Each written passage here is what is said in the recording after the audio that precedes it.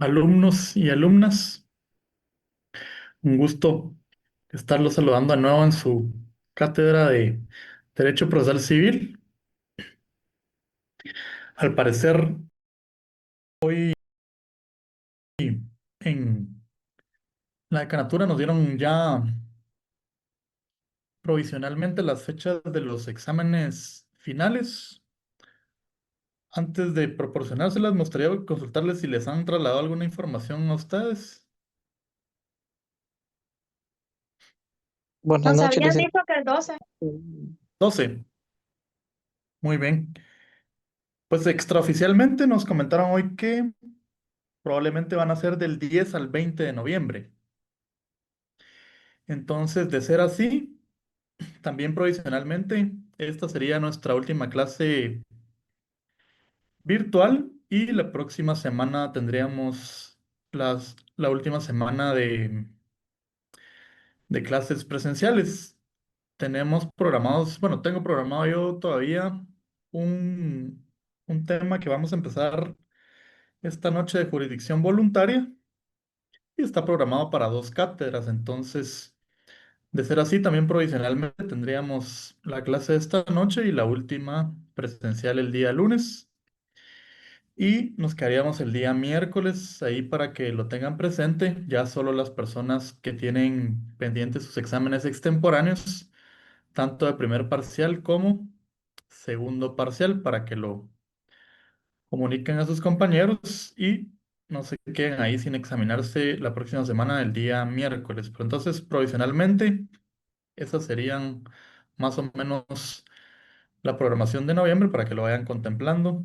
Y también les quería consultar si ya les empezaron a publicar notas sus catedráticos. No, aún no. No, licenciado. No hay nadie, ¿verdad? Vamos a tratar de hacerlo a la brevedad posible. Entonces, para que ustedes ya también vayan contemplando ahí su zona con respecto a su examen final. Entonces, vamos a empezar a abordar el tema de jurisdicción voluntaria.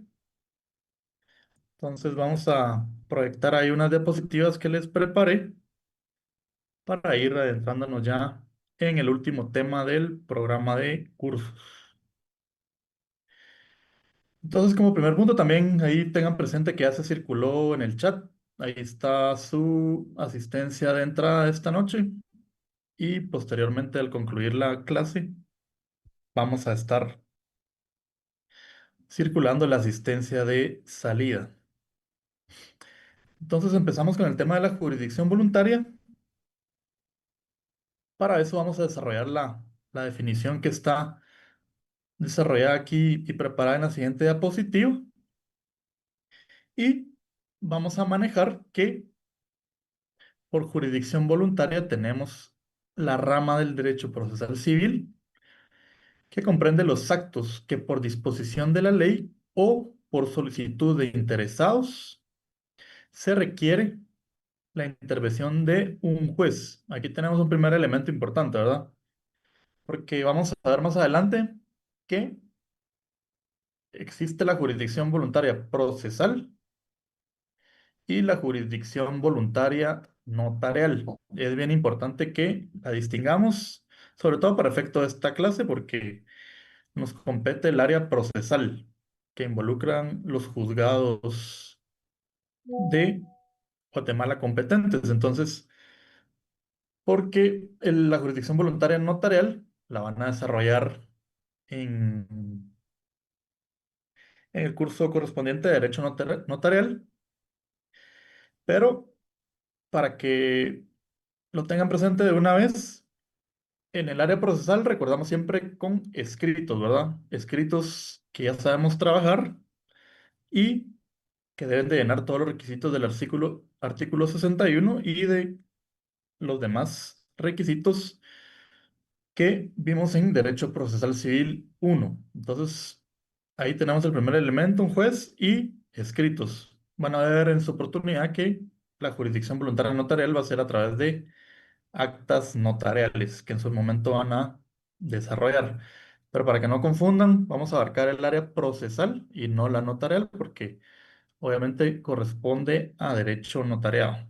y recordemos que siempre con primeras solicitudes o primeros escritos. Entonces, ¿para qué se requiere esa intervención de un juez?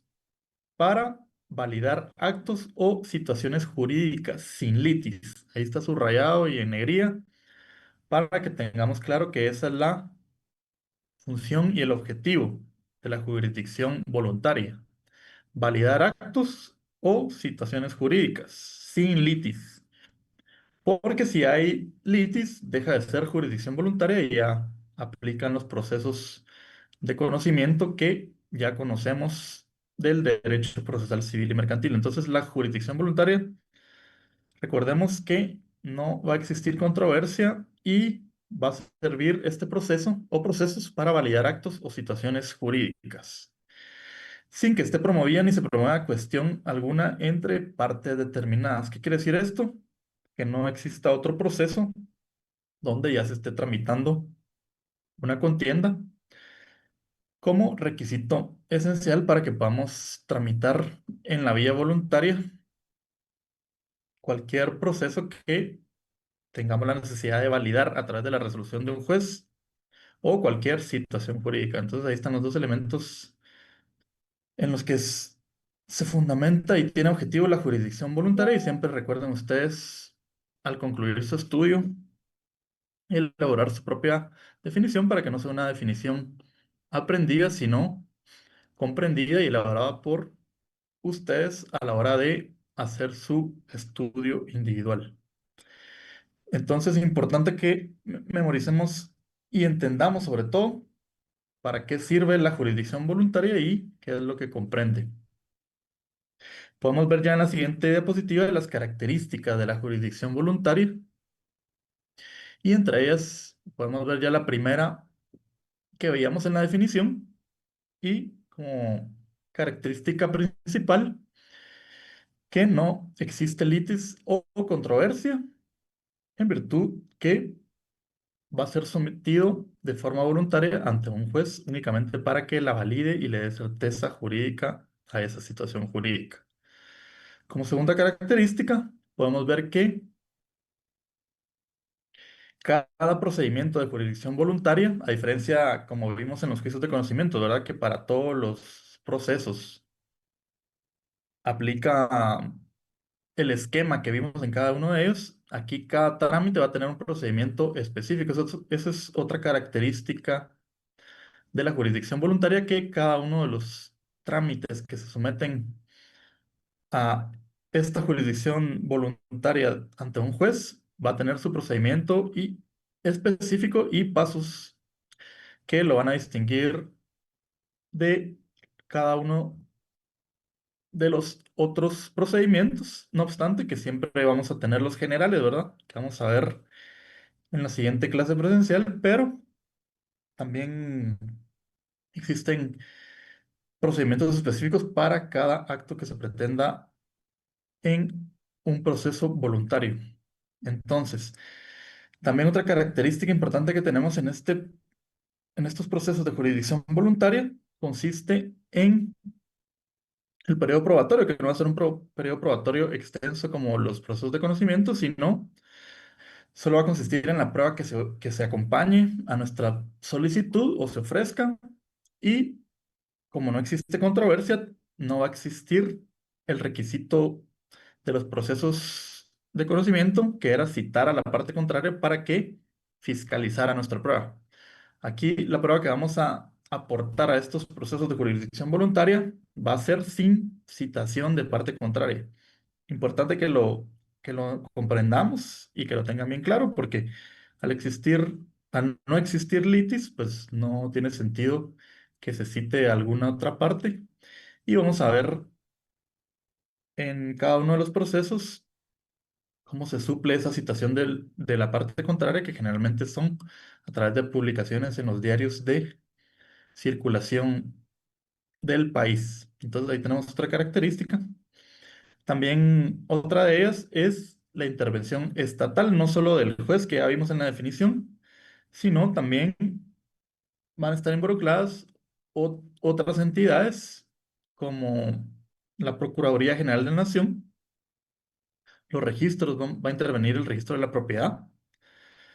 También el Archivo General de Protocolos, ya que es la última etapa de cada proceso de jurisdicción voluntaria, que debe enviarse el expediente al Archivo General de Protocolos. Ya lo vamos a ver en su momento, pero tenemos esa característica de intervención estatal.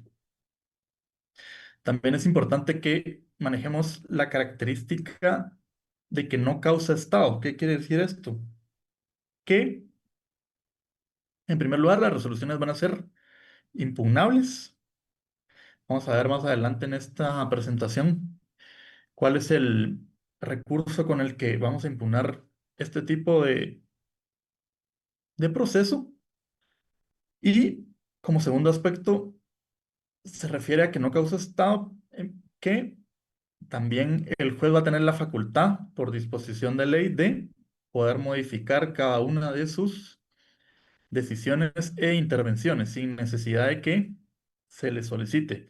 Es una facultad que le da la ley y va a poder enmendar o revisar cada una de sus resoluciones en cualquier estado. A eso se refiere la característica de que no causa estado. Entonces lo vamos a ver más adelante en la regulación específica. Y por último, tenemos como característica la seguridad jurídica, que era de los objetivos que les definía, que busca la jurisdicción voluntaria. ¿Por qué seguridad jurídica? Porque un acto que nosotros sepamos que nos compete ese derecho o tengamos esa facultad legal, al someterla, aún siendo jurisdicción voluntaria a un juez, a través de la resolución que va a emanar, nos va a brindar la seguridad jurídica para hacer valer ese derecho que sabemos que nos compete. Entonces, ahí tenemos las características. También es importante que las manejen para poder entender de mejor forma la jurisdicción voluntaria. Pasando a la siguiente diapositiva, podemos ver también los sujetos que intervienen en los procesos de jurisdicción voluntaria. Y como primer sujeto tenemos el juez al que le vamos a hacer la solicitud, la persona que le está haciendo la solicitud al juez, es decir, los solicitantes o los interesados en el proceso de jurisdicción voluntaria. Opositores, pueden existir opositores a pesar de que la prueba que aportamos no es con citación de la parte contraria. Al haber publicaciones en los diarios de oficial, se llama para que si hay alguna persona que tenga algún interés en el asunto o se ponga al mismo, podría hacer, hacerla valer en la citación que se hace en esa publicación, que el proceso de jurisdicción voluntaria tiene como dentro sus pasos legales. Generalmente no existe ninguna oposición, pero puede ser algún caso que se llegue a dar, ¿verdad? Porque el derecho ya lo tenemos plasmado en algún documento y simplemente buscamos la homologación del juez, ¿verdad? Entonces también pueden existir como sujetos opositores. Van a ver ustedes en su oportunidad en el curso de Derecho Notariado que también uno de los sujetos es el notario. Y como demás sujetos, tenemos la Procuraduría General de la Nación, a la que también se elegirá audiencia para que emita su opinión dentro de estos procesos de jurisdicción voluntaria. Entonces, es parte fundamental de la jurisdicción voluntaria y por eso lo tenemos como uno de los sujetos de la misma. Y por último, las instituciones y registros en las que van a surtir efectos legales las resoluciones que buscamos homologar con estos procesos de jurisdicción voluntaria ante el juez. Entonces, importante es que lo tengan en cuenta. Ahí tenemos los sujetos de la jurisdicción voluntaria. Si pasamos a la siguiente diapositiva, vamos a empezar a ver ya los distintos procedimientos, asuntos y disposiciones de la jurisdicción voluntaria en el Código Procesal Civil y Mercantil. ¿Por qué en el Código Procesal Civil y Mercantil? Porque existe bastante legislación que también vamos a ver Son 5 leyes que también les va a quedar ahí la tarea de leerlas para la siguiente clase presencial, porque es importante que manejen en qué leyes se contempla la jurisdicción voluntaria y los distintos procedimientos de cada una de ellas. Pero para este curso de Derecho Procesal Civil nos vamos a enfocar principalmente en lo regulado en el artículo, o más bien en el libro cuarto del Código Procesal Civil y Mercantil, respecto a la jurisdicción voluntaria. Entonces ya sabemos que en el libro cuarto va a estar regulado lo competente a la jurisdicción voluntaria a partir del artículo 401. Entonces podemos empezar a ver ya en la siguiente diapositiva cada uno de los distintos procedimientos y asuntos. Y los primeros son los asuntos relativos a la persona y a la familia. Esos son los que constan en el Código Procesal Civil y Mercantil. El primero de ellos es la declaratoria de incapacidad. Eso lo podemos ir viendo en el artículo 406. También posteriormente en adelante empezamos a ver los demás asuntos relativos a la familia y a la persona, siendo uno de ellos la declaratoria de ausencia y muerte presunta. También podemos someter a la jurisdicción voluntaria la administración de bienes de menores, incapaces y ausentes.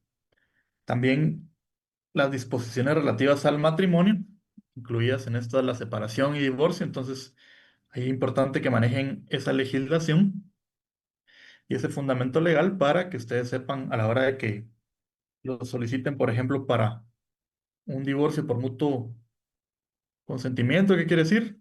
Jurisdicción voluntaria, ¿verdad? No hay litis.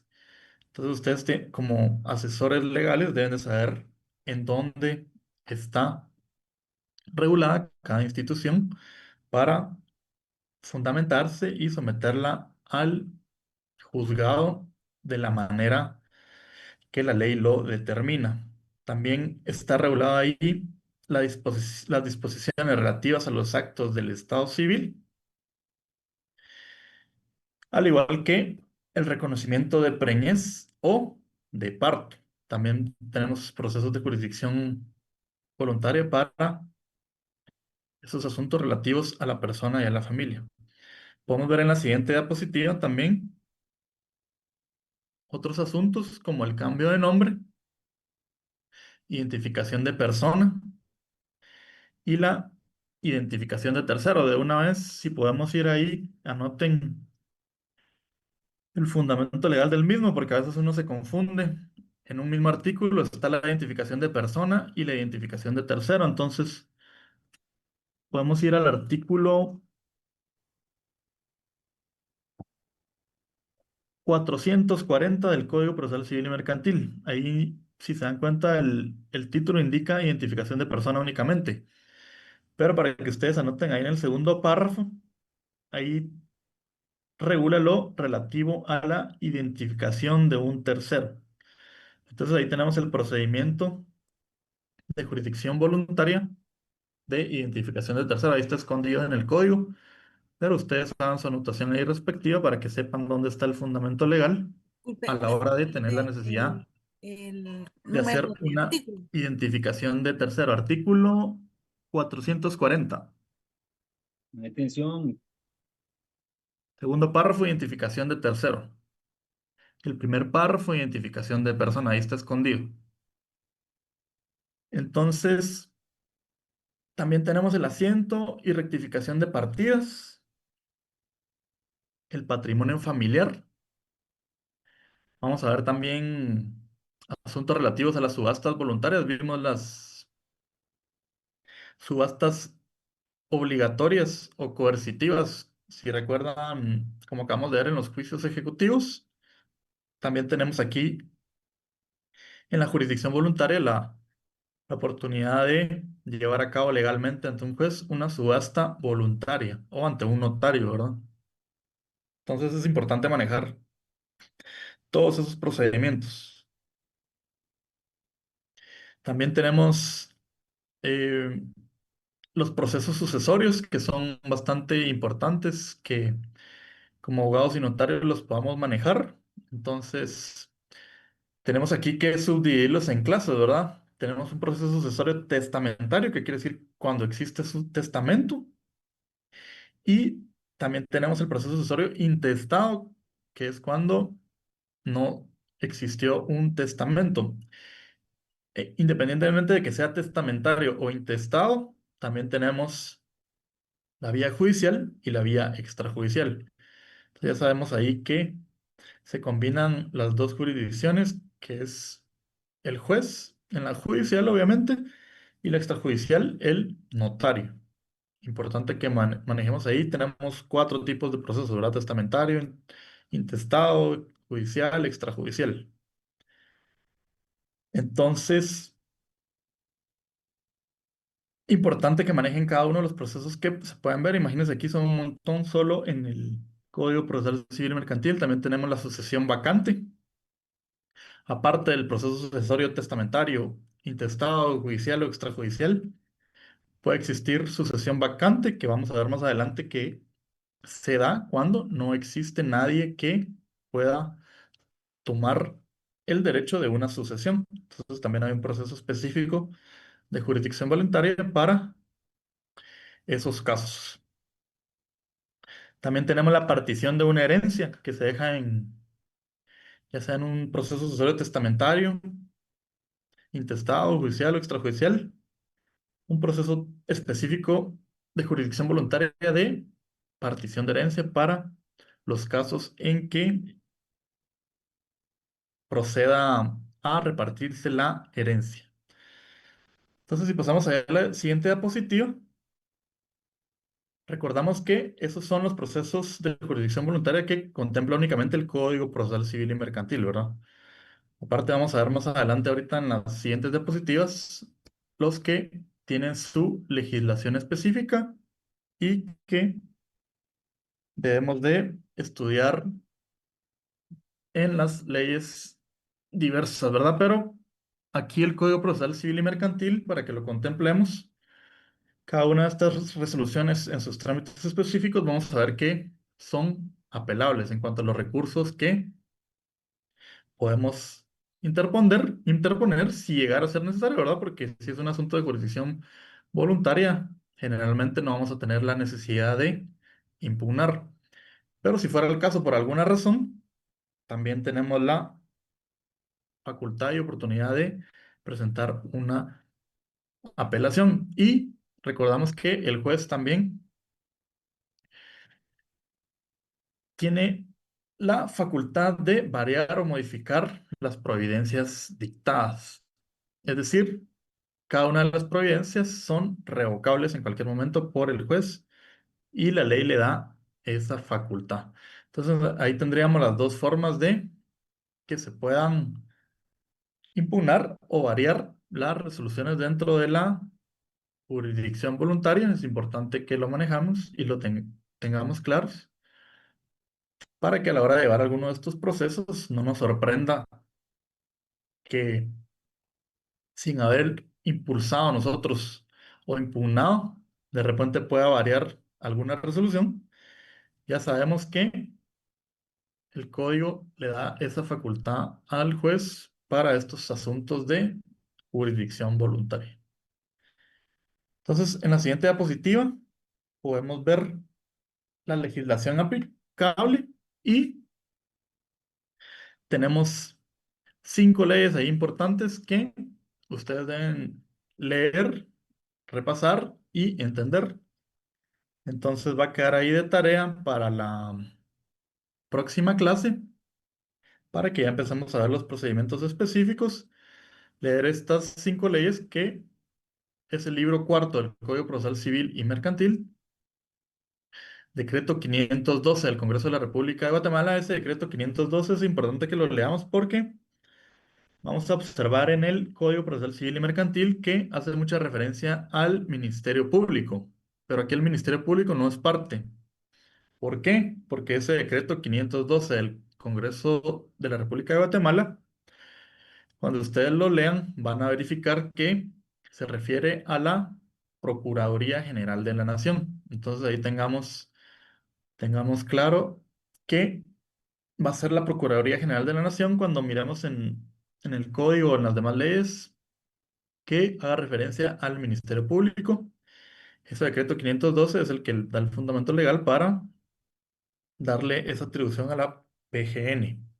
Entonces es importante que lo leamos. También otros decretos y leyes que son estos tres últimos, que ya son específicos y van a poder observar cuando le den lectura a los mismos que hay regulados ahí asuntos de jurisdicción voluntaria específicos. Y la primera es la ley reguladora de la tramitación notarial de asuntos de jurisdicción voluntaria. Entonces ahí vamos a encontrar varios asuntos de jurisdicción voluntaria.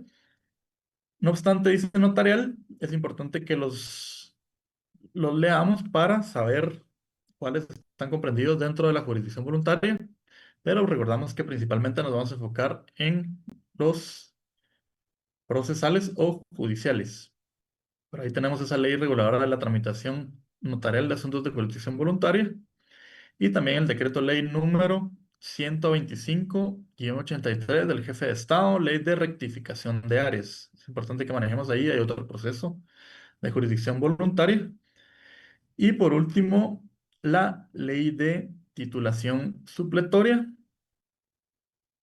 para tener ahí la legislación aplicable a la jurisdicción voluntaria. Entonces, les queda de tarea que leamos esa, esa legislación aplicable y también que la lleven el día lunes para su última clase presencial. Entonces, denle una repasadita ya, todavía ahorita en el tiempo que tenemos en esta última clase virtual, les vamos a estar ahí circulando el link de la asistencia de salida de esta noche y podemos utilizar ahí el resto de los minutos para darle una repasada y vayamos viendo ya desde este momento los asuntos correspondientes a la jurisdicción voluntaria. Entonces se les va a estar circulando ahí alrededor de las 8 de la noche, en lo que terminan de darle una revisadita a las leyes y a conseguirlas si no las tienen todavía, el link de asistencia de salida. Si tuvieran alguna duda sobre las mismas o sobre las diapositivas que vimos o la jurisdicción voluntaria en general, la podemos abordar presencialmente el día lunes en nuestra clase presencial. Entonces, que pasen una excelente noche y seguimos ahí pendientes de la jurisdicción voluntaria en las próximas clases. Bendiciones. Dale, Recording stopped. Feliz noche. Gracias, Luis. Feliz noche.